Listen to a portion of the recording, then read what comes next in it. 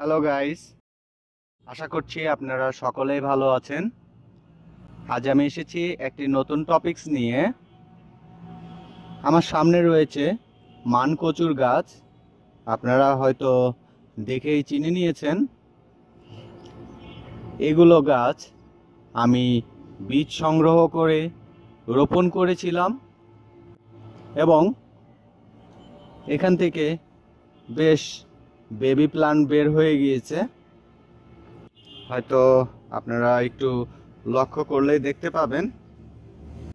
এর পূর্বে আমি বেশ বড় বড় কচু কাল্টিভেশন করেছি এবং এগুলো আমার বাসায় খাবার হিসেবে আমরা গ্রহণ করেছি। এগুলোর টেস্ট খুবই সুন্দর। কিছু কিছু বড় কচুগুলো থেকে যে সকল বেবি প্লান্ট বের হয়েছিল আমি সেগুলোকে সেপারেশন করার মাধ্যমে আমি এইখানে এই টবের ভেতরে রোপণ করে দিয়েছি এবং এখানেও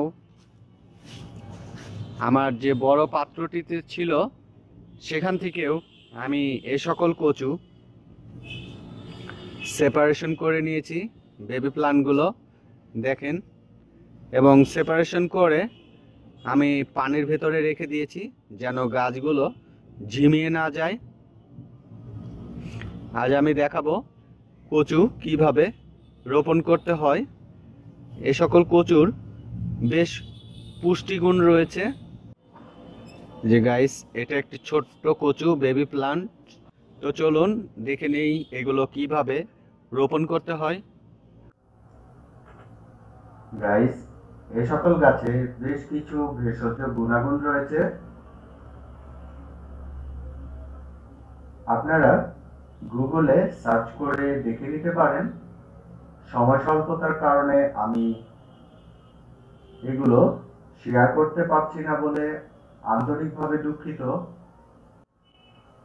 গাইস, এই গাছ রোপণের জন্য পূর্ব থেকে আমি স্পেশালভাবে সয়েল মিক্স রেডি করে রেখেছি।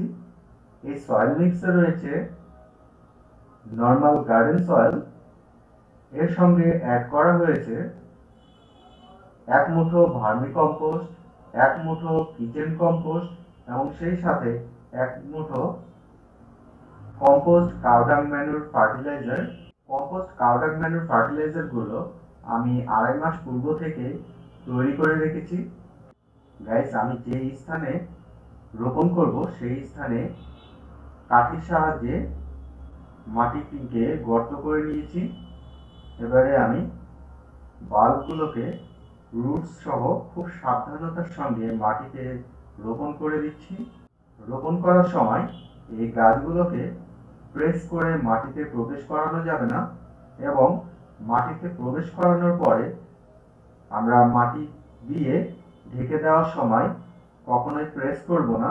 আমরা যদি প্রেস করি তবে গাছের বাল্বগুলো এবং সেই সাথে রুটসগুলো নষ্ট হয়ে যেতে পারে, এমনকি গাছের গোড়াতেও ফ্র্যাকচার হয়ে যেতে পারে। এভাবে আমি প্রতিটি বাল্ব বা প্রত্যেকটি কচুর গাছ আমি এই পাত্রটিতে রোপণ করে দিচ্ছি। রোপণ করা কমপ্লিট হয়ে গিয়েছে। এবারে আমি এতে পর্যাপ্ত পরিমাণে পানি দিয়ে দিচ্ছি যাতে করে আমাদের গাছগুলো ড্রাই হয়ে মারা না যায়। এবারে আমি এই পটগুলোকে সেমি শেডে রেখে দিব। আপনারা যে কোনো ছায়াযুক্ত স্থানে রেখে দিতে পারেন। এই গাছগুলোকে ডিরেক্ট সানলাইটে রাখা যাবে না। আমরা যদি সানলাইটে রাখি তবে গাছগুলো ঝিমিয়ে যেতে পারে এবং সেই সাথে মারা যেতে পারে।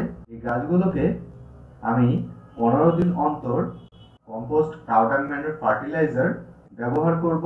গাইস, নেক্সট ভিডিওতে এই রিলেটেড এবং আরো নিত্য নতুন টিপস অ্যান্ড ট্রিক্স নিয়ে আপনাদের মাঝে উপস্থিত হব।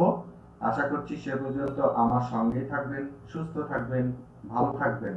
Thank you.